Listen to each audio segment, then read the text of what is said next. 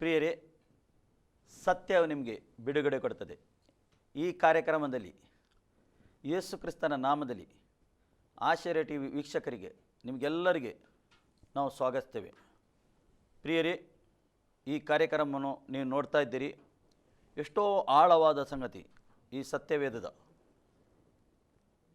ನಿಮಗೆ ದೇವರು ತಿಳಿಸ್ತಾ ಇದ್ದಾನೆ ಪರಿಶುದ್ಧ ಆತ್ಮನ ಮುಖಾಂತರ.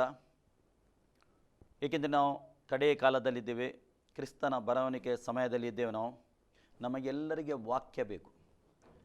ದೇವರು ಬಯಸ್ತಾನೆ ವಾಕ್ಯದಲ್ಲಿ ನಾವು ತುಂಬಿರಬೇಕು, ಪರಿಶುದ್ಧ ಆತ್ಮನಿಂದ ತುಂಬಿರಬೇಕು, ಪ್ರಾರ್ಥನೆಯಲ್ಲಿ ನಾನು ಇರಬೇಕು ಅಂತ ದೇವರು ಬಯಸ್ತಾನೆ.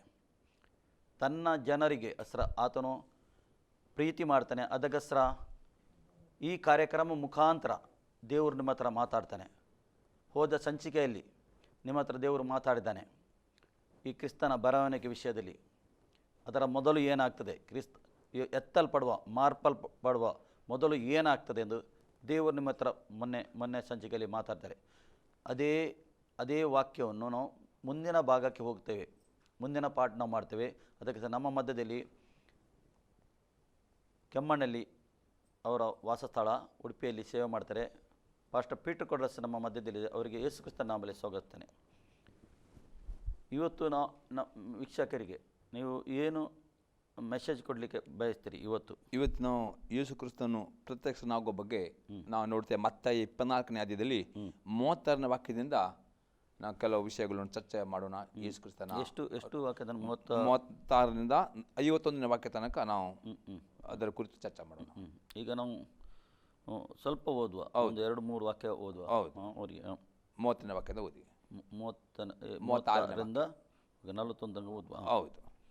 ಇದಲ್ಲದೆ ಆ ದಿನದ ವಿಷಯದಲ್ಲಿಯೂ ಆ ಗಳಿಗೆದ ವಿಷಯದಲ್ಲಿಯೂ ನನ್ನ ತಂದೆ ಒಬ್ಬನಿಗೆ ತಿಳಿಯುವುದೇ ಹೊರತು ಮತ್ಯಾರಿಗೂ ತಿಳಿಯದು, ಪರಲೋಕದಲ್ಲಿರುವ ದೂತರಿಗೂ ತಿಳಿಯದು, ಮಗನಿಗೂ ತಿಳಿಯದು. ನೋಹನ ದಿವಸಗಳು ಹೇಗಿದ್ದವು ಹಾಗೆ ಮನುಷ್ಯಕುಮಾರನ ಪ್ರತ್ಯಕ್ಷವೂ ಇರುವುದು. ಹೇಗೆಂದರೆ ಜಲಪ್ರಳಯಕ್ಕೆ ಮುಂಚಿನ ದಿನಗಳಲ್ಲಿ ನೋಹನು ನಾವೆಯಲ್ಲಿ ಸೇರಿದ ದಿನದ ತನಕ ಜನರು ಉಣ್ಣುತ್ತಾ ಕುಡಿಯುತ್ತಾ ಮದುವೆ ಮಾಡಿಕೊಳ್ಳುತ್ತಾ ಇದ್ದು, ಪ್ರಳಯದ ನೀರು ಬಂತು ಎಲ್ಲವನ್ನು ಬಡಕೊಂಡು ಹೋಗುವ ತನಕ ಏನೋ ತಿಳಿಯದೆ ಇದ್ದರಲ್ಲ. ಅದರಂತೆ ಮನುಷ್ಯಕುಮಾರನು ಪ್ರತ್ಯಕ್ಷನಾಗುವ ಕಾಲದಲ್ಲಿಯೂ ಇರುವುದು. ಆವಾಗ ಒಬ್ಬರು ಹೊಲದಲ್ಲಿ ಇರುವರು, ಒಬ್ಬರು ತೆಗೆದುಕೊಳ್ಳಲ್ಪಡುವರು, ಒಬ್ಬನು ಬಿಡಲ್ಪಡುವನು. ಇಬ್ಬರು ಹೆಂಗಸರು ಬೀಸುವ ಕಲ್ಲಿನ ಮೇಲೆ ಕೂತು ಬೀಸುವವರು, ಒಬ್ಬಳು ತೆಗೆದುಕೊಳ್ಳಲ್ಪಡುವಳು, ಒಬ್ಬಳು ಬಿಡಲ್ಪಡುವರು.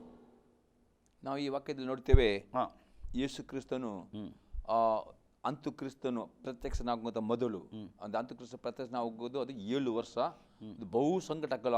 ಅದು ಮತ್ತೆ ಮೊದಲು ಆತನು ಪ್ರತ್ಯಕ್ಷನಾಗಬೇಕು. ಹೌದು, ಅಂದ್ರೆ ತನ್ನ ಭಕ್ತರಿಗೆ. ಹೌದು, ತನ್ನ ಭಕ್ತರಿಗೆ ಆತನು ಬರ್ತಾನೆ, ಭಕ್ತರಿಗಸ್ರ ಬರ್ತಾನೆ. ಹೌದು, ಯೇಸು ಕ್ರಿಸ್ತ ಮಧ್ಯಾಕಾಶದಲ್ಲಿ ಬರ್ತಾನೆ. ಯಾತಕಸ್ರ ಬರ್ತಾನೆ ಆತನು?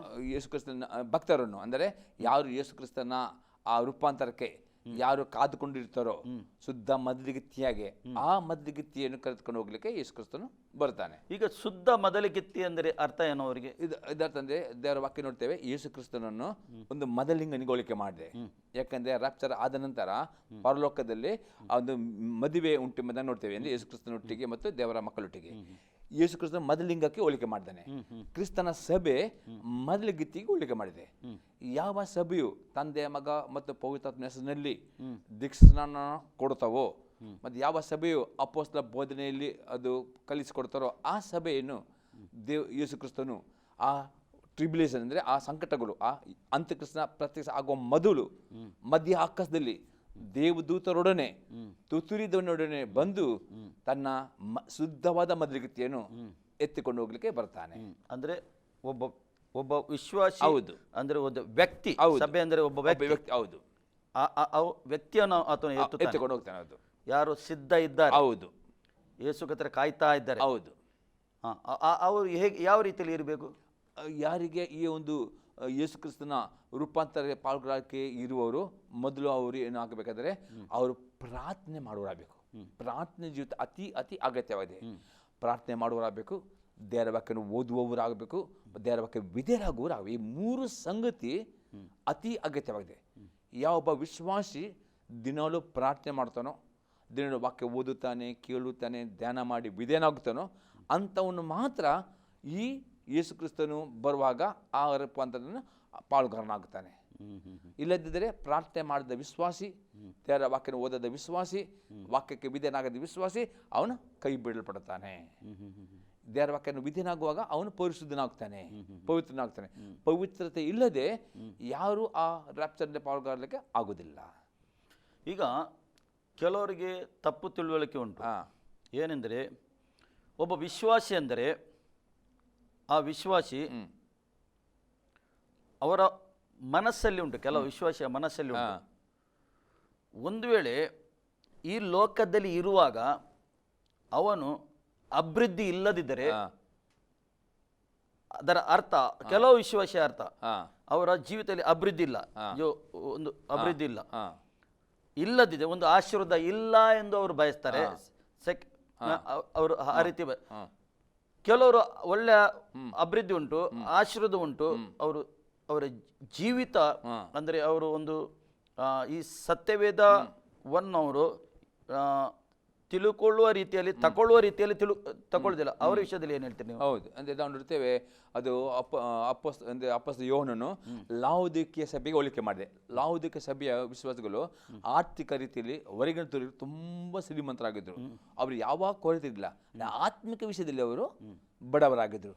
ಹಾಗೆ ವಾಕ್ಯ ಇಲ್ಲಿದ ಸತ್ಯವೇದದ ವಾಕ್ಯನೇ ಗೊತ್ತಿಲ್ಲ, ಏನೆಂದು ಗೊತ್ತಿಲ್ಲ. ಹೌದು, ಯಾರು ಅವರ ಯಾಜಕರು, ಅವರ ಬೋಧಕರು ಏನು ಕಲಿಸಿಕೊಡ್ತಾರೆ ಅದೇ ಅವರು ಫಾಲೋ ಮಾಡ್ತಿದ್ರು. ಹೌದು ಹೌದು, ಅದೇ ಅವರು ಸತ್ಯ ಎಂದು ಭಾವಿಸ್ತಿದ್ರು. ಹೌದು. ಆದರೆ ಸತ್ಯವೇದ ಏನು ಹೇಳ್ತದೆ? ಸತ್ಯವೇದ ಹೇಳ್ತದೆ ನಿಜವಾದ ಅಭಿವೃದ್ಧಿ ಅಂದರೆ ಆತ್ಮಿಕ ವಿಷಯದಲ್ಲಿ. ಅಪೊಸ್ತಲ ಯೋಹನ ಹೇಳ್ತಾನೆ, 3ನೇ ಯೋಹನ ಬರೆದ ಪತ್ರಿಕೆ 3ನೇ ಅಧ್ಯಾಯದಲ್ಲಿ 2ನೇ ವಾಕ್ಯದಲ್ಲಿ ಈಗ ಹೇಳ್ತಾನೆ, ಪ್ರಿಯನೇ ನೀನು ಆತ್ಮ ವಿಷಯದಲ್ಲಿ ಅಭಿವೃದ್ಧಿ ಹೊಂದಿರೋ ಪ್ರಕಾರವೇ ಎಲ್ಲಾ ವಿಷಯದ ಅಭಿವೃದ್ಧಿ ಸುಕ್ಷೇಮವಾಗಬೇಕು ಪ್ರಾರ್ಥನೆ. ಅಂದ್ರೆ ಅದ ಮೊದಲು ದೇವರಿಗೆ ಬೇಕು.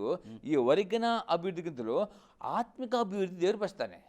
ಇವತ್ತಿನ ದಿನಗಳಲ್ಲಿ ವಿಶ್ವಾಸಗಳು ಆತ್ಮಿಕ ಅಭಿವೃದ್ಧಿಗೆ ಪ್ರಾಮುಖ್ಯತೆ ಕೊಡದೆ ಅವ್ರ ಹೊರಗಿನ ಅಭಿವೃದ್ಧಿ ನೋಡ್ತಾರೆ. ನಿಜವಾದ ಆಶೀರ್ವಾದ ಆತ್ಮಿಕ ಅಭಿವೃದ್ಧಿ. ಒಬ್ಬ ವಿಶ್ವಾಸಿ ಆತ್ಮಿಕವಾಗಿ ಅಭಿವೃದ್ಧಿ ಹೊಂದಿರುವುದಾದ್ರೆ ಅವನಿಗೆ ಎಲ್ಲ ರೀತಿಯ ದೇವರು ಅಭಿವೃದ್ಧಿ ಕೊಡ್ತಾನೆ.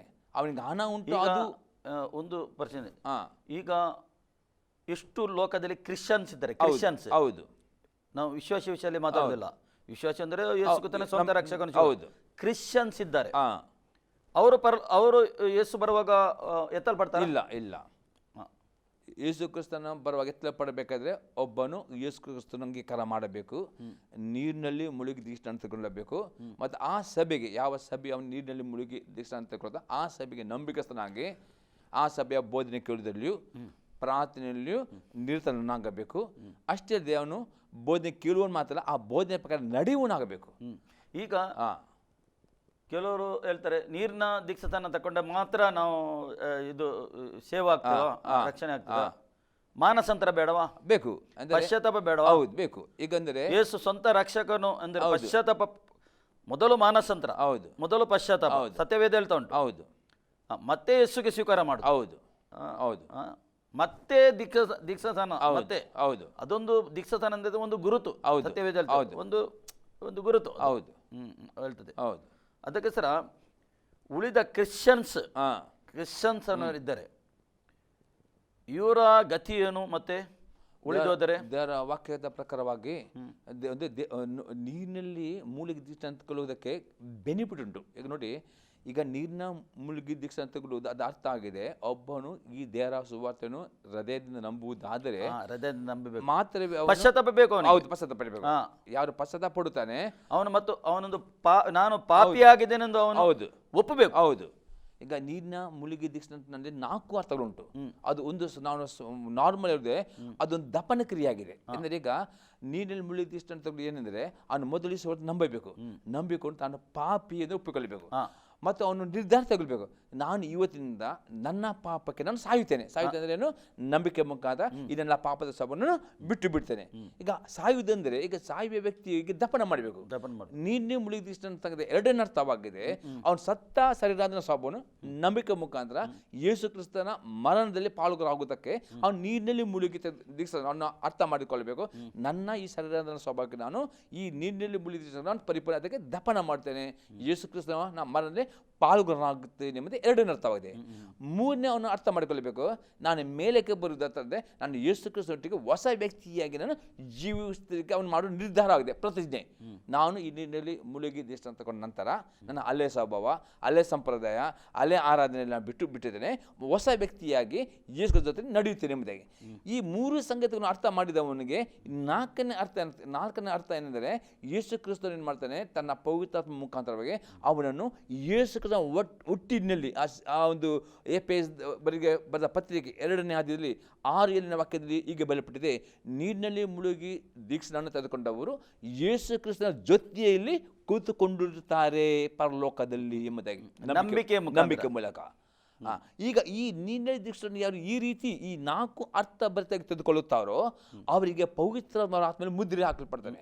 ಈ ಮುದ್ರೆ ಹಾಕಿದ ವಿಶ್ವಾಸಿ ಆ ಸಭೆಗೆ, ಅಂದರೆ ಯಾವ ಸಭೆಯು ನೀರಿನಲ್ಲಿ ಮುಳುಗಿ ಈ ರೀತಿ ಅರ್ಥ ಭರಿತ ದೀಕ್ಷೆ ಕೊಡ್ತಾ ಆ ಸಭೆಯ ಬೋಧನೆಗೆ ಅವನು ಒಳಗಾಗುವುದಾದರೆ ಪೂರ್ತಿ ಅವನು ಒಳಗಾಗುವುದಿಲ್ಲ, ಆಗ ದೇವರ ಆತ್ಮ ಮಾಡ್ತಾನೆ ಅವನಿಗೆ ಮುದ್ರಿದ ನಿಮಿತ್ತ ಅವನಿಗೆ ಶಿಕ್ಷೆಗೆ ಒಳಪಡಿಸಿ ಅವನು ಈ ಲೋಕದಲ್ಲಿ ಅವನು ಶಿಕ್ಷೆಯ ಮುಖಾಂತರ ಕಷ್ಟದ ಮುಖಾಂತರ ಅವನು ಪರಿಶುದ್ಧ ಮಾಡಿ ಅವನನ್ನು ರೂಪಾಂತರಕ್ಕೆ ಸಿದ್ಧ ಮಾಡುತ್ತಾನೆ. ನಾವು ಹಳೆ ಒಡಂಬಡಿಕೆಯಲ್ಲಿ ನೋಡುವುದಾದ್ರೆ ಈ ಇಸ್ರಾಯೇಲರು ಪಾಪ ಮಾಡುವಾಗ, ದೇವರ ವಿರುದ್ಧ ಹೋಗುವಾಗ, ತಪ್ಪು ಮಾಡುವಾಗ ದೇವರು ಅವರಿಗೆ ಈ ಅನ್ಯರ ಕೈಗೆ ಒಪ್ಪಿಸ್ತಾರೆ, ಮಿದ್ಯಾನರ ಕೈಗೆ, ಹೌದು ಹೀಗೆ ಬೇರೆ ಬೇರೆ ರೀತಿಯಲ್ಲಿ ಅವರಿಗೆ ಒಪ್ಪಿಸ್ತಿದ್ದ 7 ವರ್ಷಕ್ಕೆ. ಬೇರೆ ಎಷ್ಟು ನಾವು ನೋಡ್ತೇವೆ ಸತ್ಯವೇದದಲ್ಲಿ, ಏಕೆ ಅವರು ಪಾಪ ಮಾಡಿದ ಕಾರಣ ಅವರಿಗೆ ಕಷ್ಟದಲ್ಲಿ ಬೀಳ್ತಿದ್ದರು. ಹೌದು. ಮತ್ತು ಇಷ್ಟೇ ಸಮಯದ ನಂತರ ಅವರಿಗೆ ದೇವರು ಏನು ಮಾಡ್ತಿದ್ದನು, ಅವರು ಬೊಬ್ಬೆ ಹೊಡೆಯುವಾಗ, ಅಯ್ಯೋ ನಾವು ಕಷ್ಟದಲ್ಲಿದ್ದೇವೆ, ನಮ್ಮ ದೇವರು ಎಲ್ಲಿದ್ದಾನೆ ಎಂದು ಅವರು ಕೂಗುವಾಗ ದೇವರು ಪುನಃ ಅವರಿಗೆ ಒಬ್ಬ ಪ್ರವಾದಿಯನ್ನು ಕಳಿಸಿ ಒಬ್ಬನಿಗೆ ನೇಮಿಸಿ ಅವರಿಗೆ ಅಲ್ಲಿಂದ ಬಿಡಿಸ್ತಿದ್ದರು. ಹೌದು. ಅದೇ ಪ್ರಕಾರ ಈಗ ಹೊಸ ಒಡಂಬಡಿಕೆಯಲ್ಲಿ ಕೂಡ ಒಬ್ಬ ವಿಶ್ವಾಸಿ ಪಾಪ ಮಾಡಿದರೆ, ಪಾಪದಲ್ಲಿ ಜೀವಿಸ್ತಾ ಇದ್ದಾನೆ, ವಿಶ್ವಾಸಿ ಕೂಡ ಈ ರೀತಿ ಈ ಸೈಡ್ ವಿಶ್ವಾಸಿ ಪ್ರಾರ್ಥನೆ ಕೂಡ ಮಾಡ್ತಾನೆ, ಪಾಪದಲ್ಲಿ ಪಾಪ ಕೂಡ ಮಾಡ್ತಾನೆ, ದೇವರ ಚಿತ್ತ. ಆಗ ಅವನಿಗೆ ಏನಾಗ್ತದೆ, ಕೆಲವು ಕಷ್ಟಗಳು ಬರ್ತದೆ, ಆಗ್ಬೋದು, ಕಾಯಿಲೆ ಬರ್ಬೋದು, ಬೇರೆ ಬೇರೆ ರೀತಿಯ ಸಮಸ್ಯೆ ಅವನಿಗೆ ಬರ್ಬೋದು. ಆದ್ರೆ ದೇವರು ಬಿಡಿಸ್ತಾನೆ. ಹೌದು. ಯಾವಾಗ ಇವನು ಪುನಃ ಅವನು ಪಶ್ಚಾತ್ತಾಪ ಪಡುವಾಗ, ಸ್ವಾಮಿ ನನ್ನ ತಪ್ಪಾಯಿತು, ಇನ್ನು ಮುಂದೆ ನಾನು ಹಾಗೆ ನಡೆದಿಲ್ಲ ಹೇಳುವಾಗ ಅವನಿಗೆ ಒಂದು ವೇಳೆ ಅವನು ಪಶ್ಚಾತ್ತಾಪ ಪಡೆದಿದ್ದರು ದೇವರ ವಾಕ್ಯದಲ್ಲಿ ನೋಡ್ತೇವೆ. 1 ಕೊರಿಂಥದವರಿಗೆ ಬರೆದ ಪತ್ರಿಕೆ 11ನೇ ಅಧ್ಯಾಯದಲ್ಲಿ 23ರಿಂದ 30ನೇ ವಾಕ್ಯದಲ್ಲಿ ಈಗ ಬರೆಯಲ್ಪಟ್ಟಿದೆ, ಒಬ್ಬ ವಿಶ್ವಾಸಿಯು ಯೇಸು ಕಂಕರ ಮಾಡಿ ನೀರಿನಲ್ಲಿ ಮುಳುಗಿ ದೀಕ್ಷೆಯನ್ನು ತೆಗೆದುಕೊಂಡು ಆ ಸಭೆಗೆ ನಂಬಿಕಸ್ಥನಾಗುವುದಾದರೆ ಸಭೆಯಲ್ಲಿ ನೀರಿನಲ್ಲಿ ಮುಳುಗಿ ತೆಗೆದುಕೊಂಡ ವಿಶ್ವಾಸಿಗಳು ಆದಿತ್ಯರ ಸಭೆಗೆ ಬರುವಾಗ ಯೇಸು ಕ್ರಿಸ್ತನ ಭೋಜನದಲ್ಲಿ ಪಾಲ್ಗೊಳ್ಳಾಗ್ತಾರೆ, ರೊಟ್ಟಿ ಮದರ್ಸೆ. ಅಲ್ಲಿ ಆ ರೊಟ್ಟಿ ಮದರ್ಸೆ ಪಾಲ್ಗೊಳ್ಳಾಗುವಾಗ ಒಬ್ಬ ವಿಶ್ವಾಸಿಯು ತನ್ನ ಜೀವಿತವನ್ನು ಪರೀಕ್ಷಿಸದೇ ಅವನದು ಆಗ್ತಾ ಬರೋದಾರೆ ತುಂಬ ಸಲ ದೇವರ ಮಾತನಾಡ್ತಾನೆ. ಇಲ್ಲಿ ಅವನು ಒಪ್ಪದಿದ್ದರೆ ಅವನಿಗೆ ದೇವರು ರೋಗಕ್ಕೆ ಒಳಪಡಿಸೋದನ್ನು ಅಪ್ಪಸ್ಪಲ್ ಹೇಳ್ತಾನೆ. ಈ ರೋಗದಲ್ಲಿ ಒಬ್ಬ ವಿಶ್ವಾಸಿಯು ತನ್ನ ಪಾಪಕ್ಕೆ ಒಂದು ಪಡದೇ ಇರುವುದಾದರೆ ಈಗ ಅವನು ನೀರಿನಲ್ಲಿ ಮುಳುಗಿ ದೇಶ ಅಂದ್ಕೊಂಡಿದ್ದಾನೆ, ಪವಿತ್ರಾತ್ಮ ಮುದ್ರೆ ಇದ್ದ ನಿಮಿತ್ತಾಗಿ ದೇವರು ಅವನಿಗೆ ಸ್ವಲ್ಪ ಸಮಯದಲ್ಲಿ ಅವನಿಗೆ ಪರಲೋಕದ ಟಿಕೆಟ್ ಕೊಡ್ತಾನೆ, ಪರಲೋಕ ಹೋಗ್ತಾನೆ. ಯಾಕಂದ್ರೆ ಅವನ ಆತ್ಮ ಅಂದ್ರೆ ನೀರಿನಲ್ಲಿ ಮುಳುಗಿ ದೇಶ ಅಂದ್ಕೊಂಡ ನಿಮಿತ್ತವಾಗಿ ಪವಿತ್ರಾತ್ಮ ಮುದ್ರೆ ಅವನಲ್ಲಿ ಇದ್ದ ನಿಮಿತ್ತವಾಗಿ ಅವನ ಆತ್ಮ ನಿತ್ಯ ನರಕಕ್ಕೆ ಹೋಗಬಾರ್ದೆಂಬ ದೆಸೆಯಿಂದ ದೇವರು ಏನು ಮಾಡ್ತಾನೆ, ದೇವ್ರು ನೋಡ್ತಾನೆ, ಇವನಿಗೆ ಇಷ್ಟು ನಾನು ಬುದ್ಧಿ ಹೇಳಿದೆ, ರೋಗ ಕೊಟ್ಟೆ, ಆದರೆ ಅವನು ತನ್ನ ಪಾಪದ ಸ್ವಭಾವ ಬಿಟ್ಟು ಬಿಡ್ಲಿಕ್ಕೆ ಒಪ್ಪುವುದಿಲ್ಲ. ರೋಗ ಮಾತು ನೋಡಿ, ಕೆಲವು ವಿಶ್ವಾಸಕ್ಕೆ ರೋಗ ಗುಣ ಆಗಬೇಕು. ಈ ರೋಗ ಯಾಕೆ ಬಂದಿದೆ, ತನ್ನ ಪಾಪಕ್ಕೆ ಗೊತ್ತಿದ್ದರೂ ಪಾಪ ಬಿಟ್ಟು ಬಿಡುದಿಲ್ಲ ಅಂತ ದೇವರು ಏನು ಮಾಡ್ತಾನೆ, ಅವನಿಗೆ ನೀನು ಸಾಕು ಪರಲೋಕ ಬಾ ಮತ್ತೆ ಅವನಿಗೆ ಪರಲೋಕ ಹೋಗ್ತಾನೆ. ಈ ರೀತಿ ಅವರ ಆತ್ಮ ದೇವರು ಏನು ಮಾಡ್ತಾನೆ ರಕ್ಷಿಸಲ್ಪಡುತ್ತದೆ. ನಾವು ಎಷ್ಟೋ ನೋಡ್ತೇವೆ, ಎಷ್ಟೋ ಸಾಕ್ಷಿಗಳು. ಕೆಲವು ಜನ ಇದೆ ಈ ರೀತಿಯಲ್ಲಿ ಆಗಿ ಬೇಗ ಅವರ ಪರಲೋಕ ಹೋಗ್ತಾರೆ, ಸೇವೆ ಆಗುವ ಮೊದಲೇ ಹೋಗ್ತಾರೆ. ಯಾಕಂದ್ರೆ ಅವ್ರಿಗೆ ದೊಡ್ಡ ಸೇವೆ ಇಟ್ಟಿದೆ, ಹೌದು, ಅದರ ಮೊದಲೇ ಅವರು ಹೋಗ್ತಾರೆ. ಹೌದು, ಯಾಕಂದ್ರೆ ದೇವರು ತುಂಬಾ ಪ್ರೀತಿ ಸ್ವರೂಪನು, ಕರುಣಾಮಯನು, ನೀರಿನಲ್ಲಿ ಮುಳುಗಿ ತಗೊಂಡ ನಂತರ 100 ಅಪೊಸ್ತಲ ಪೌಲ ಹೇಳ್ತಾನೆ, ಪವಿತ್ರ ಮುದ್ರೆ ಒತ್ತಡ ಪಡ್ತದೆ ಒಬ್ಬ ವಿಶ್ವಾಸಿಗೆ. ಅದಕ್ಕೋಸ್ಕರ ನಾಮ ಅದಕ್ಕೆ ಕರೆಸಿದವರು ಕ್ರಿಸ್ತನ್ ಎಂಬವರು ಪರಲೋಕ ಹೋಗುದಿಲ್ಲ. ಯಾರು ಯೇಸು ನಂಬಿಕೊಂಡು ಅರ್ಥಭರಿತವಾಗಿ ಮುಳುಗಿ ದೀಕ್ಷಾಸ್ನಾನ, ಸ್ಪ್ರಿಂಕಲ್ ಬ್ಯಾಪ್ಟಿಸಮ್ ಬೈಬಲ್ ಯಾವ ಆಧಾರ ಇಲ್ಲ, ಮುಳುಗಿ ದೀಕ್ಷಾಸ್ನಾನ ತೆಗೆದುಕೊಳ್ತಾರೋ ಮತ್ತು ತೆಗೆದುಕೊಳ್ಳೋದು ಮಾತ್ರ ಅಲ್ಲ, ಆ ಸಭೆಗೆ ಅವರು ಅಧೀನ ಆಗಬೇಕು. ಸಭೆಗೆ ಅಧೀನ ಹಾಕೊಂಡು ಕಡೆ ತರ ಸಭೆ ನಂಬಿಕೆ ಸಾಗುತ್ತಾರೋ ಅದಕ್ಕೆ ಬರುತ್ತಿದ್ದವರು ವಿದ್ಯಾರಾಗಲಿಲ್ಲವಾದರೂ ದೇವರು ಅವರಿಗೆ ಶಿಕ್ಷೆ ಮುಖಾಂತರವಾಗಿ ಶಿಕ್ಷೆ. ಈಗ ಕ್ರಿಶ್ಚಿಯನ್ ಅವರಿದ್ದಾರೆ, ಅವರ ಸಂಪ್ರದಾಯ ಆಚಾರ ವಿಚಾರ ಅದು ದೇವರು ಮೆಚ್ಚುಗೆ ಉಂಟಾ? ಇಲ್ಲ, 100% ದೇವರು ಮೆಚ್ಚುವುದಿಲ್ಲ. ದೇವರು ಮೆಚ್ಚುವುದಿಲ್ಲ. ಅದೆಲ್ಲ ದೇವರಿಗೆ ಬೇಡವೇ ಬೇಡ. ಈಗ ಬೋನ್ ಕ್ರಿಶ್ಚಿಯನ್ಸ್ ಅಂದ್ರೆ ಹುಟ್ಟುವಾಗ ಕ್ರಿಶ್ಚಿಯನ್, ಅವರ ಏನು ಹಬ್ಬ ಗಿಬ್ಬ ಸತ್ತ ಹಬ್ಬ, ಸತ್ತವರ ಹಬ್ಬ, ಜೀವಂತವರ ಹಬ್ಬ ಎಲ್ಲ ಅದು ದೇವರಿಗೆ ಮೆಚ್ಚುಗೆ ಉಂಟಾ? ಇಲ್ಲ, ದೇವರಿಗೆ ಮೆಚ್ಚುಗೆ ಇಲ್ಲ. ದೇವರಿಗೆ ಮೆಚ್ಚುವುದು ಯಾವನು ಯೇಸು ಕ್ರಿಸ್ತನು ತನ್ನ ಕರ್ತನು ಒಡೆಯ ನಂಬಿತಾವನು ಮತ್ತು ನಂಬಿಕೊಂಡು ಆತನ ವಾಕ್ಯದ ಪಟ್ಟು ನಡೆಯುತ್ತಾನೋ ಆತನನ್ನೇ ದೇವರು ಮೆಚ್ಚುತ್ತಾರೆ ವಿನ ಬೇರೆ ಯಾವ ಹೊರಗಿನ ತೋರಿಕೆ ಯಾವ ಆಸರ ದೇವರು ಮೆಚ್ಚುವುದಿಲ್ಲ. ದೇವರಿಗೆ ಬೇಕು ಆತ್ಮದಿಂದಲೂ ಸತ್ಯದನ್ನು ಆರಾಧನೆ ಮಾಡುವವರು ಮಾತ್ರ ದೇವರು ಮೆಚ್ಚುತ್ತಾನೆ. ಅಂತ ಆರಾಧಕರು ದೇವರು ಹುಡುಕುತ್ತಾನೆ. ಸೆಕೆಂಡ್ ಥಿಂಗ್ಸ್, ಈಗ ಕ್ರಿಸ್ತನ ನೀವು ಹೇಳ್ತೀರಿ ಬರವಣಿಗೆ ಉಂಟು, ನಾವು ಎಷ್ಟೋ ಸಂಗತಿ ಉಂಟು ಇದರಲ್ಲಿ ಓದಲಿಕ್ಕೆ. ಈಗ ನಮ್ಮ ಹುಟ್ಟು ಕ್ರಿಸ್ತರು ಇಷ್ಟೆಲ್ಲ ಲೋಕದಲ್ಲಿ ನಡೆಯುತ್ತಾ ಉಂಟು. ಏನು ಸತ್ಯವೇದದಲ್ಲಿ ಏನು ಬರೆಯಲ್ಪಡಿದೆ ಅದೇ ನಡೀತಾ ಉಂಟು, ಬೇರೆ ಏನು ನಡೆಯೋದಿಲ್ಲ. ಹೌದು, ಬೇರೆ ಏನು ಬೇರೆ ಸಂಗತಿ ನಡೆದು ಇಷ್ಟೆಲ್ಲ ನಡೆದರು ಅವ್ರಿಗೆ ಏಕೆ ಅವ್ರಿಗೆ ಈ ಒಂದು ಸತ್ಯವೇದದಲ್ಲಿ ಅರ್ಥ ಆಗುದಿಲ್ಲ? ಯಾಕಂದ್ರೆ ಅಪ್ಪಸ ಪೌಲ್ ಹೇಳ್ತಾನೆ 2 ಕೊರಿಂಥದವರಿಗೆ ಬರೆದ ಪತ್ರಿಕೆ 4ನೇ ವಾಕ್ಯ, ಈ ಲೋಕದ ಈ ಅಧಿಪತಿ ನಂಬಿಕೆಯಿಲ್ಲದವರ ಮನಸ್ಸನ್ನು ಮುಂಕು ಮಾಡಿದ್ದಾನೆ. ಅಂದ್ರೆ ಸೈತಾನ. ಹೌದು ಸೈತಾನ ಅಂದರೆ ಅವರು ಈ ದೇವರ ವಾಕ್ಯವನ್ನು ಸತ್ಯ, ಈ ವಾಕ್ಯ ದೇವರಿಂದ ನಂಬುವುದಿಲ್ಲ. ಈ ಸತ್ಯವೇದದ ವಾಕ್ಯವು ಅದು ದೇವರಿಂದ ಬಂದದ್ದು, ಪರಿಶುದ್ಧಾತ್ಮ ಪ್ರೇರಣೆಯಿಂದ ಬರೆದ ಅವರು ನಂಬುದಿಲ್ಲ. ಆ ನಂಬದ ನಿಮಿತ್ತವಾಗಿ ಈ ಲೋಕದ ಸೈತಾನ ಈ ಅಧಿಪತಿ ಅವರ ಮನಸ್ಸು ಮಂಕು ಮಾಡಿಟ್ಟಿದ್ದಾನೆ. ಹೌದು, ಇದು ಅರ್ಥ ಆಗದಾಗಿ ಮಾಡಿದ್ದಾನೆ. ಈಗ ಬೋನ್ ಕ್ರಿಶ್ಚಿಯನ್ ಅಂದ್ರೆ ಹುಟ್ಟು ಕ್ರಿಸ್ತರು ಅವ್ರು ಹೇಳ್ತಾರೆ ನಾವು ಸತ್ಯವೇದ ಓದ್ತೇವೆ ಅಂತ ಹೇಳ್ತಾರೆ. ಅವರು ನಾನು ಕೆಲವು ಜನ ಸಿಗ್ತಾನೆ, ಅವ್ರು ನಾನು ಓದ್ತೇನೆ, ನಾನು ಕೂಡ ನೀವು ಓದ್ತೇನೆ, ನಾನು ಕೂಡ ಓದ್ತೇನೆ ಹೇಳ್ತಾರೆ. ಓದಿದರೆ ಅವರು ಬದಲಾವಣೆ ಇಲ್ಲಲ್ಲ. ಅದು ಪ್ರಯೋಜನ ದೇವರಿಗೆ ಬೇಕು ನೋಡಿ. ದೇವರ ವಾಕ್ಯದಲ್ಲಿ 5 ಸಂಗತಿಗಳು ಬೇಕು: ಓದುವುದು, ಕೇಳುವುದು, ಧ್ಯಾನ ಮಾಡುವುದು, ಜ್ಞಾಪಕಲಿಡುವುದು. 5 ವಿಧೇಯರಾಗುವುದು. ನೀವು ದೇವರ ಓದಬಹುದು, ಕೇಳಬಹುದು, ಕೆಲವು ಒಳ್ಳೆ ಜ್ಞಾಪಕದಲ್ಲಿ ಇಡ್ತಾರೆ, ಒಳ್ಳೆ ಧ್ಯಾನ ಮಾಡ್ತಾರೆ. ಈ 5ನೇ ಸಂಗತಿ ವಿಧೇಯರಾಗುವುದಿಲ್ಲೋ ಈ 4 ಸಂಗತಿ ವ್ಯರ್ಥ. ಈಗ ವಿಧೇಯರಾಗಬೇಕಾದ್ರೆ ಅವರಿಗೆ ಏನು ಬೇಕು? ಅವರು ಪರಿಪೂರ್ಣ ಈ ವಾಕ್ಯ ಸತ್ಯ ಯೇಸು ಕ್ರಿಸ್ತನು ನೋಡಿ ಹೇಳ್ತಾನೆ, ನಾನೇ ಮಾರ್ಗ. ಅವರಿಗೆ ಈಗ ವಾಕ್ಯ ಅರ್ಥ ಆಗಬೇಕಾದ್ರೆ ಏನು ಅರ್ಥವಾಗಬೇಕಾದ್ರೆ ಅವರು ಈ ವಾಕ್ಯ ಓದುವಾಗ ಅವರು ಮೊದಲು ನಂಬಬೇಕು, ಈ ವಾಕ್ಯವೇ ಯೇಸು ಕ್ರಿಸ್ತನು. ಈ ವಾಕ್ಯವು ಈಗ ನಂಬಬೇಕಾದ್ರೆ ಅವ್ರಿಗೆ ಏನು ಬೇಕು? ಈಗ ನಂಬಬೇಕಾದ್ರೆ ಅವರು ತಮ್ಮ ಪಾಪಕ್ಕೆ ಪಶ್ಚಾತ್ತಾಪ ಪಡಬೇಕು. ಯೇಸು ಕ್ರಿಸ್ತನು ತಮ್ಮ ಪಾಪಕ್ಕೆ ಒಬ್ಬ ಮನುಷ್ಯನು ತಾನಾಗಿ ಪಶ್ಚಾತ್ತಾಪ ಪಡ್ಲಿಕ್ಕೆ ಆಗುದಿಲ್ಲ, ಇಲ್ಲ, ಅವನಿಗೆ ಪರಿಶುದ್ಧ ಆತ್ಮನ ಬೇಕು. ಹೌದು, ಅದಂದ್ರೆ ದೇವರ ವಾಕ್ಯದ ಅಪ್ಪಸ್ತಲ ಹೇಳ್ತಾನೆ, ಆ ನಂಬಿಕೆ ದೇವರ ಆತ್ಮನು ಕೊಡುವುದಾಗಿದೆ. ಅಪ್ಪಸ್ತಲ ನೀವು ಕೃಪೆಯ ಮೂಲಕ ಹೊಂದಿದ ಅದು ದೇವರ ವರ, ಅಂದ್ರೆ ದೇವರ ಆತ್ಮನು ಪ್ರೇರೇಪಣೆ ಇಲ್ಲದೆ ಅಪ್ಪಸ್ತಲ ಪೌಲನು 1 ಕೊರಿಂಥದವರಿಗೆ ಬರೆದ ಪತ್ರಿಕೆ 12ನೇ ಅಧ್ಯಾಯದಲ್ಲಿ 3ನೇ ವಾಕ್ಯದಲ್ಲಿ ಬರೆಯಲ್ಪಟ್ಟಿದೆ, ಪವಿತ್ರಾತ್ಮ ಪ್ರೇರಣೆ ಇಲ್ಲದೆ ಯಾವನು ಯೇಸು ಕ್ರಿಸ್ತನನ್ನು ಕರ್ತನ ಒಡೆಯನು ಎಂಬುದಾಗಿ ಅರಿಕೆ ಮಾಡಲಿಕ್ಕೆ ಆಗುವುದಿಲ್ಲ ಎಂಬುದಾಗಿ. ಅದರ ಅರ್ಥ ಹೌದು, ಎಷ್ಟ ತನಕ ಒಂದು ಪರಿಶುದ್ಧ ಆತ್ಮನಗೂ ಅವರಿಗೆ ಇದು ತಿಳಿಸುವುದಿಲ್ಲ, ಅಷ್ಟ ತನಕ ಅವರು ಎಷ್ಟು ಓದಿದರು ಅವರಿಗೆ ಅರ್ಥ ಆಗುದಿಲ್ಲ. ಮತ್ತು ಪರಿಶುದ್ಧಾತ್ಮನ ಎಷ್ಟು ತನಕ ಅವರಿಗೆ ಹೇಳುದಿಲ್ಲ, ಅಷ್ಟ ತನಕ ಯೇಸು ದೇವ ಕುಮಾರನು, ಹೌದು, ಆತ ರಕ್ಷಕನು ಎಂದು ಅವರಿಗೆ ಒಪ್ಪಲಿ ಕೂಡ ಆಗುದಿಲ್ಲ. ಅದಕ್ಕೋಸ್ಕರ ಅಂತವರಿಗೋಸ್ಕರ ನಾವು ಪ್ರಾರ್ಥನೆ ಮಾಡಬೇಕು. ಮತ್ತು ದೇವರು ನೋಡಿ ಪ್ರತಿಯೊಬ್ಬ ವ್ಯಕ್ತಿಗೆ ಸ್ವಂತ ಒಂದು ಇಚ್ಛೆ ಕೊಟ್ಟಿದ್ದಾನೆ. ಪ್ರತಿಯೊಬ್ಬರು ತಾನೇ ಜೀವಂತ ದೇವರನ್ನು ಹುಡುಕಬೇಕು. ಮುಂದೆ ಯಾರು ಹೃದಯದಿಂದ ಆ ಜೀವನದಲ್ಲಿ ಹುಡುಕುತ್ತಾರೋ ಅವರಿಗೆ ಪವಿತ್ರ ಪ್ರಕಟ ಕೊಡುತ್ತಾನೆ. ಹುಡುಕುವವರಿಗೆ, ಹೌದು, ದಾಹ ಇದ್ದವರು, ಹೌದು.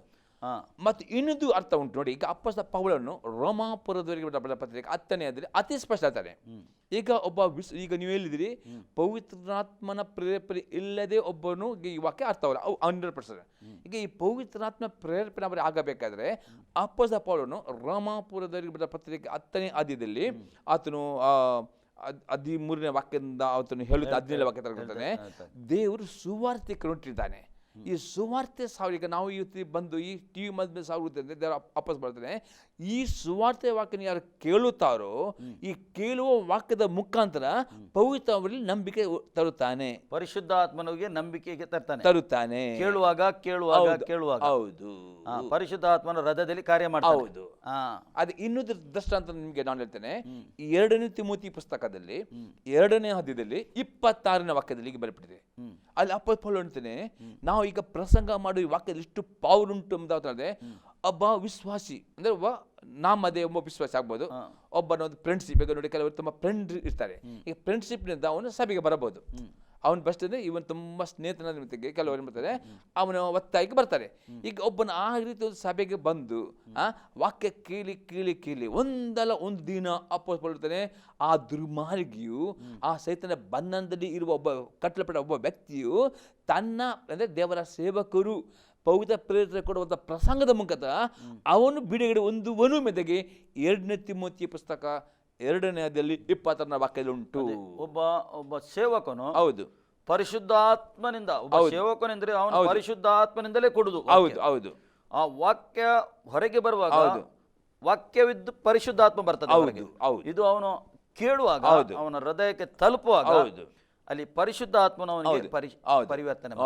ಒಂದೇ ದಿನ ಆಗದಿದ್ದರು ಕ್ರಮೇಣ ಪವಿತ್ರಾತ್ಮ ಅವನಿಗೆ ಏನ್ ಮಾಡ್ತಾನೆ, ಅವನ ಆತ್ಮ ಕಣ್ಣು ತೆರೆದುಕೊಂಡು ಅವನಿಗೆ ಅದ ಬಿಡುಗಡೆ ಬರ್ತದೆ. ಮತ್ತೆ ಅಪ್ಪಸ್ತಲ ಪೌಲನು 2ನೇ ತಿಮೋತಿ 2:20 ವಾಕ್ಯದಲ್ಲಿ ಬರೆಯಲ್ಪಟ್ಟಿದೆ. ಒಂದು ವೇಳೆ ಒಬ್ಬ ವ್ಯಕ್ತಿ ಈ ಸತ್ಯ ಗೊತ್ತಿದ್ದು ಅವ್ರ ರಕ್ಷಣೆ ಹೊಂದಿರ ಅವನು ಸತ್ಯವೇದಲ್ಲಿ ಅವನು ಭಾಗ್ಯವಂತ.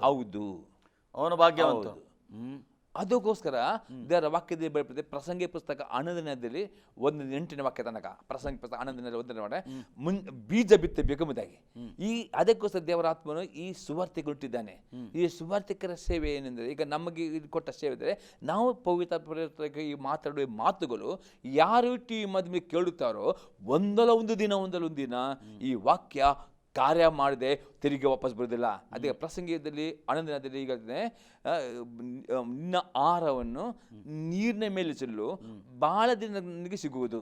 ಮತ್ತೆ ಅದೇ 7ನೇ ವಾಕ್ಯದಲ್ಲಿದೆ, ಮುಂಜಾನೆ ಬೀಜ ಬಿತ್ತು ಸಂಜೆ ತನಕ ಇಂತೆಗೆ ಬೇಡ, 7 ಮಂದಿಗಂಚು 8 ಮಂದಿಗೆ ಇಂತೆ ಎಂದು ಈ ರೀತಿ ದೇವರ ವಾಕ್ಯ ಬೀಜ ಕೊಲಿಕೆ ಮಾಡಿದೆ. ಈ ಬೀಜವನ್ನು ಬಿತ್ತುತ್ತಾ ಇರುವಾಗ ಅಂದರೆ ಈಗ ನಾವು ಬೀಜವನ್ನು ಬಿತ್ತುವವರು ಅದಕ್ಕೆ ನಾವು ಪ್ರಾರ್ಥನೆ ಮಾಡ್ತೇವೆ, ಅನೇಕರಿಗೋಸ್ಕರ ಪ್ರಾರ್ಥನೆ ಮಾಡ್ತೇವೆ. ಈ ಪ್ರಾರ್ಥನೆ ಮೂಲಕವಾಗಿ ಬಿತ್ತುವ ಬೀಜವು ಒಂದಲ್ಲ ಒಂದು ದಿನ ಯಾರು ಕೇಳುತ್ತಾರೋ ದೇವರಾತ್ಮ ಕಾರ್ಯ ಮಾಡಿಯೇ ಮಾಡುತ್ತಾನೆ. ದೇವರಾತ್ಮ ಕಾರ್ಯ ಮಾಡ್ತಾನೆ. ಯಾಕೆ ಇನ್ನೊಂದು ನನ್ನ ಸಾಕ್ಷಿ ಹೇಳ್ತೇನೆ. ನಾನು ಯೇಸುಕ್ರಿಸ್ತನ ಮಾಡಿದ 1985 ಇಸ್ವಿಯಲ್ಲಿ ನಾನು ಬೇಗನೆ ನನಗೆ ಸುವಾರ್ತಿಕ ಸೇವೆಗೆ ದೇವರನ್ನು ಕರೆದವರು. ಬೊಂಬೈಲಿರುವಾಗ ನಾನು ಕ್ಯಾಂಪಸ್ ಕ್ರೂಸೈಡ್ ಕ್ರೈಸ್ಟ್ನಲ್ಲಿ ನಾನು ನಾಯಕನಾಗಿ ಸುಮಾರು ವರ್ಷ ಸೇವೆ ಮಾಡುವಾಗ ಆ ಕ್ಯಾಂಪಸ್ ಕ್ರೂಸೈಡ್ ಖಾಲಿ ಒಂದು ಫಿಲ್ಮ್ ತೋರಿಸಿದ್ದು, ಜೀಸಸ್ ಫಿಲ್ಮ್ ಎಂಬ ಒಂದು ಫಿಲ್ಮ್, 1.5 ಗಂಟೆದು 2 ಗಂಟೆ ಫಿಲ್ಮ್ ಬೊಂಬೈಲಿ ಅನೇಕ ಒಂದು ವಿಲೇಜ್ನ ತೋರಿಸ್ತಿದ್ದೆವು. ಆ ಫಿಲ್ಮಿನ ಪರವಾಗಿ ಆ ಕ್ಯಾಂಪಸ್ ಕ್ರೈಸ್ಟ್ ಅವರು ಪ್ರಾರ್ಥನೆ ಮಾಡ್ತಿದ್ರು, ಯಾರು ಫಿಲ್ಮ್ ನೋಡ್ತಾರೋ ಅವರು ದೇವರ ಕಡೆಗೆ ಬರಬೇಕು. ಆ ರೀತಿ ನಾವು ಎಲ್ಲ ಫಿಲ್ಮ್ ತೋರಿಸಿದ್ದು ಅನೇಕರು ಆ ಫಿಲ್ಮ್ನ ಮುಖಾಂತರ ಆ ಸುವಾರ್ತೆ ಅವ್ರ ಕೇಳೋ ಮುಖ ಅನೇಕ ರಕ್ಷಣೆ ಬಂದು ಬೊಂಬೈಯಲ್ಲಿ ನಾವು ಎಲ್ಲೆಲ್ಲಿ ಅಲ್ಲಿ ಅನೇಕ ಸಭೆಗಳು ಸಫಲ ಆಗಿವೆ. ಹಾಗಾದರೆ ಈ ದೇವರ ವಾಕ್ಯ ಟಿವಿ ಮಾಧ್ಯಮದಲ್ಲಿ ಯಾರು ಕೇಳುತ್ತಾರೋ ಆ ವಾಕ್ಯದಲ್ಲಿ ಜೀವ ಉಂಟು, ದೇವರ ಕಾರ್ಯ ಅದಕ್ಕೆ ಸತತ ಪ್ರಾರ್ಥನೆ ಮಾಡಬೇಕು, ದೇವರ ಕಾರ್ಯ. ಅದಕ್ಕೋಸ್ಕರ ನಮಗೆ ಮುಂದೆ ಹೋಗ್ಲಿಕ್ಕೆ ಉಂಟು ಇದರಲ್ಲಿ. ಅದಕ್ಕೋಸ್ಕರ ಈ ಕಡೆ ಕಾಲದಲ್ಲಿ ಈಗ ಎಲ್ಲ ಚರ್ಚ್ಗಳು ಬಂದಾಗಿದೆ. ಎಲ್ಲ ಸಭೆ, ಎಲ್ಲ ಡೊಮಿನೇಷನ್ ಅಂದ್ರೆ ಇರ್ಲಿ, ಕ್ಯಾಥಲಿಕ್ಸ್ ಇರ್ಲಿ, ಡೊಮಿನೇಷನ್ ಅದು ಪಂಗಡಗಳು, ಅದು ಪ್ರೊಟೆಕ್ಷನ್ ಅವ್ರ ಎಲ್ಲ ಚರ್ಚಿಗೆ ಬಂದುಂಟು. ಲಾಕ್ಡೌನ್ ಉಂಟು. ಇದರ ಒಂದು ಸೂಚನೆ ಏನು ತೋರಿಸ್ತದೆ? ಇದು ಏನು ಸೂಚನೆ ತೋರಿಸ್ತಂದ್ರೆ, ಈಗ ವಿಶ್ವಾಸಿಗಳು ಆದಿತ್ಯವಾರ ಮಾತ್ರ ಕ್ರಿಶ್ಚಿಯನ್ನ ಅದೇ ಕೆಲವು ವಿಷಯ ಆದಿತ್ಯವಾರ ಮಾತ್ರ ಬಂದು ಪ್ರಾರ್ಥನೆ ಮಾಡ್ತಾರೆ, 1 ಗಂಟೆ ಅರ್ಧ ವಿನ ವೈಯಕ್ತಿಕವಾಗಿ ಅವರ ಪ್ರಾರ್ಥನೆ ಇಲ್ಲ. ಈಗ ದೇವರಿಗೆ ಲಾಕ್ಡೌನ್ ಮಾಡ್ತಾ, ಯಾಕಂದ್ರೆ ಒಬ್ಬೊಬ್ಬ ವಿಶ್ವಾಸಿ ವೈಯಕ್ತಿಕವಾಗಿ ಅವನ ಪ್ರಾರ್ಥನೆಯಲ್ಲಿ ಅಭಿವೃದ್ಧಿ ಹೊಂದಬೇಕು. ಆ ವ್ಯಕ್ತಿಗೆ ದೇವರ ಹತ್ರ ಸಂಬಂಧ ಬೆಳೆಸಬೇಕು ಉದ್ದೇಶದಿಂದ ಈ ದೇವರು ಲಾಕ್ಡೌನ್ ತಂದಿದ್ದಾನೆ. ಯಾಕಂದರೆ ವೈಯಕ್ತಿಕ ಪ್ರಾರ್ಥನೆ ಒಬ್ಬ ವಿಶ್ವಾಸ ಅತಿ ಇಂಪಾರ್ಟೆಂಟ್. ರಾಪ್ಚರ್ ಆಗಬೇಕಾದರೆ ಕಡೆಗೆ ಸಭೆ ಬಂತು. ಇವತ್ತು ಅನೇಕರು ಕಾಲ ಸಭೆಗೆ ಮಾತ್ರ ಬಂದು ಆದಿತ್ಯರ ಕ್ರಿಶ್ಚಿಯನ್ ಆದಿತ್ಯರ ಮಾತ್ರ 1 ಗಂಟೆ ಆರಾಧನೆ ಮಾಡೋದು, ಮತ್ತು ಬೇರೆ ದಿವಸ ಅವರ ದಿವಸ ಆರಾಧನೆ ಎಂಬುದಿಲ್ಲ, ಪ್ರೇರಣೆ ಎಂಬುದಿಲ್ಲ. ಅಂಥವರಿಗೆ ಈ ದೇವರು ಲಾಕ್ಡೌನ್ ಅಂದರೆ ಅವರು ವೈಯಕ್ತಿಕವಾಗಿ ದೇವರ ಹತ್ರ ಪ್ರಾರ್ಥನೆಯಲ್ಲಿ ಇಟ್ಟುಕೊಳ್ಳಬೇಕೆಂಬುದಾಗಿ. ಅದಕ್ಕೋಸ್ಕರ ನಾವು ಎಷ್ಟೋ ಸಂಗತಿ ಮಾತಾಡಿದ್ದೇವೆ. ಈ ಸಮಯದಲ್ಲಿ ನಾವು ಮುಂದೆ ಹೋಗಲಿಕ್ಕಿದ್ದೇವೆ. ಮುಂದೆ ನಮ್ಮ ವೀಕ್ಷಕರಿಗೆ ಹೇಗಿದೆ, ನಾವು ಕಡೆಯ ಕಾಲದಲ್ಲಿದ್ದೇವೆ. ಅವ್ರಿಗೆ ಇನ್ನೂ ಹೆಚ್ಚಿನ ಮಾಹಿತಿ ಅವರಿಗೆ ಕೊಡಲಿಕ್ಕುಂಟು. ನಮ್ಮ ವೀಕ್ಷಕರಿಗೆ ಅವರು ತಿಳ್ಕೊಳ್ಳಬೇಕು ಇನ್ನೂ ಹೆಚ್ಚಿನ ಮಾಹಿತಿ. ಅದು ದೇವರು ನಮಗೆ ಸ್ತೋತ್ರವಾಗಲಿ. ಏಕೆಂದರೆ ಈ ಒಂದು ಲೋಕದಲ್ಲಿ ಈಗ ನಡೀತಾ ಉಂಟು ಎಲ್ಲ ಸ್ಪಿರಿಚುವಲಿ ಶಕ್ತಿ, ಅಂದರೆ ಸಭೆ ಇಲ್ಲ, ಜನರಿಗೆ ಏನಿಲ್ಲ. ಅದು ಟಿ ವಿ ಮಾಧ್ಯಮ ಮುಖಾಂತರ ಇವರು ಕೇಳಿ ಇದು ರಕ್ಷಣೆ ಹೊಂದಬೇಕು ಎಂದು ತಂದೆಯಾದವರ ಚಿತ್ತವಾಗಿದೆ. ಅವರು ಸಿದ್ಧವಾಗಬೇಕು, ಕ್ರಿಸ್ತನ ಬರವಣಿಗೆಗೆ ಸಿದ್ಧ ಆಗುವ ದೇವರ ಚಿತ್ತವಾಗಿದೆ. ಅದಕ್ಕೆ ಪ್ರಿಯರೇ, ಯೇಸು ನಿಮ್ಮನ್ನು ಪ್ರೀತಿ ಮಾಡ್ತಾನೆ, ಖಂಡಿತವಾಗಿ ನಿಮಗೆ ಪ್ರೀತಿ ಮಾಡ್ತಾನೆ. ಅದಕ್ಕೋಸ್ಕರ ಈ ಟಿ ವಿ ಮಾಧ್ಯಮ ಮುಖಾಂತರ ದೇವರು ಮಾತಾಡ್ತಾ ಇದ್ದಾನೆ, ನಿಮ್ಮ ಹತ್ರ ಮಾತಾಡಿದನು. ದೇವರು ನಮಗೆ ಸ್ತೋತ್ರವಾಗಲಿ. ಆತನು ಒಳ್ಳೆಯವನು. ಅದಕ್ಕೋಸ್ಕರ ನಿಮಗೆ ಬಿಡಿಸಿ ಆತನು ಹೇಳ್ತಾ ಇದ್ದಾನೆ, ಪರಿಶುದ್ಧ ಆತ್ಮ ಮೂಲಕ ಹೇಳ್ತಾ ಇದ್ದಾನೆ. ಖಂಡಿತ ಈ ವಾಕ್ಯವು ನಿಮ್ಮ ಹೃದಯಕ್ಕೆ ತಲುಪಿದೆ ಎಂದು ನಾನು ಬಯಸ್ತೇನೆ, ನಾನು ನಂಬುತ್ತೇನೆ, ನಂಬುತ್ತೇನೆ. ಅದಕ್ಕೋಸ್ಕರ ಪ್ರಿಯರೇ, ಈ ಮುಂದಿನ ಸಂಚಿಕೆ ಬರುವ ತನಕ ನೀವು ಈ ಕಾರ್ಯಕ್ರಮವನ್ನು ನಿರಂತರವಾಗಿ ನೋಡಿ. ಅದಕ್ಕೋಸ್ಕರ ನಾವು ಪ್ರಾರ್ಥಿಸುವ. ಪ್ರೀತಿ ಸ್ವರೂಪನಾದ ತಂದೆಯದ್ದು ನಿನಗೆ ಸ್ತೋತ್ರ, ನಿನ್ನ ಕೃಪೆ, ನಿನ್ನ ಕರುಣೆ, ನಿನ್ನ ದಯಕ್ಕಾಗಿ ಸ್ತೋತ್ರ ಸ್ವಾಮಿ. ಅಪ್ಪ, ನೀನು ಒಳ್ಳೆಯವನು ಕರ್ತನೇ. ನಿನ್ನ ಮಕ್ಕಳ ಹತ್ರ ನೀನು ಮಾತಾಡಿದಿ ಸ್ವಾಮಿ. ಎಲ್ಲಿದ್ದರೂ ಕರ್ತನೇ, ನೀನು ಟಚ್ ಮಾಡುವವರಿಗೆ ಯಾವ ಡೊಮಿನೇಷನ್ ಇರಲಿ ಕರ್ತನೇ. ದೇವರು ಯಾವ ಧರ್ಮ ಮಾಡಲಿಕ್ಕೆ ಬರಲಿಲ್ಲ ತಂದೆ ದೇವರೇ. ಅವರಿಗೆ ನೀನು ಮುಟ್ಟಬೇಕಂದು ನಾನು ಮನೋನ್ನತ ತೆರೆಬೇಕು, ಆತ್ಮಿಕಣ್ಣು ತೆರೆಬೇಕಂದು ನಾನು ಪ್ರಾರ್ಥನೆ ಈ ಸಮಯದಲ್ಲಿ ಕರ್ತನೇ ದೇವ. ಕರ್ತನೇ, ಎಲ್ಲರೂ ರಕ್ಷಣೆ ಹೊಂದಿ ನಿನ್ನನ್ನು ನಿತ್ಯ ಜೀವಕ್ಕೆ ಸೇರಬೇಕೆಂದು ನಿನ್ನ ಚಿತ್ತವಾಗಿದೆ ಸ್ವಾಮಿ.